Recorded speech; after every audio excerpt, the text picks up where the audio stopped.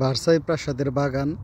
এই যে জায়গাটা, এটা প্রাসাদেরই একটা অংশ এবং উপরে এখন বাগান হইতেছে। তা আগেও এখানটায় বাগান ছিল, অনেক বড় বাগান ছিল, আবার নতুন করে বাগানের কাজ করতেছে। আর ঠিক তার নিচেই হয়েছে গিয়া মহলের অংশ। তার মানে কত শত বছর আগে কীরকম স্থাপত্য তৈরি করছে, যে উপরে বাগান এবং নিচে মহল, মানে বোঝার কোনো ক্ষমতা নেই। এটাও মহলের একটা অংশ, কিন্তু ওই বাগানের ওই দিক দিয়ে লোকজন হাইটা চলাফেরা করে, বিশাল উদ্যানের মতো জায়গা। তার ঠিক নিচেই অনেক বড় সিঁড়ি দিয়া এই যে জায়গাটা তৈরি করা হয়েছে। ওইখানটায় ওই যে পানির ফোয়ারা দেখা যাইতেছে, ওইখানে এক একটা মাছ আছে আমাদের কেজি হইব 5 কেজি 7 কেজি। বাংলাদেশে আমি সচরাচর ওই ধরনের মাছ দেখিনি।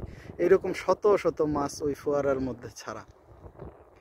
আর এত সুন্দর কারুকাজ, এই কারুকাজগুলো অনেক আগে থেকে করা ছিল বা করা আছে। ওর উপরেই শুধুমাত্র ঘাসগুলারে, পাথরের ওই ভাজে ভাজে শুধুমাত্র ঘাসগুলারে বিছায় রাখছে।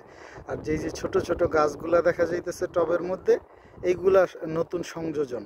এর আগে যখন আসছিলাম তখন ছিল না, কিন্তু নতুনভাবে যাই করছে খুব সুন্দর দেখা যায়। অনেকগুলা গাছে দেখলাম যে কমলা ধরে আছে। এই গাছগুলো টবের মধ্যে যে গাছগুলো সমস্তটা কমলা গাছ।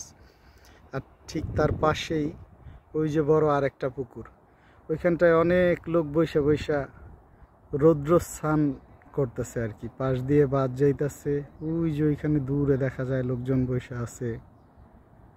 এই এই যে ওই যে একজন শুয়ে আছে, ওই যে বসে আছে, বসে বসে গল্প করতেছে। খুব সুন্দর একটা চমৎকার জায়গা। খুব ভালো লাগলো বিকেলবেলা এমন একটা পরিবেশে ঘুরতে পাইরা, এবং এই বাগানটা দেখতে পাইরা আরো বেশি ভালো লাগলো।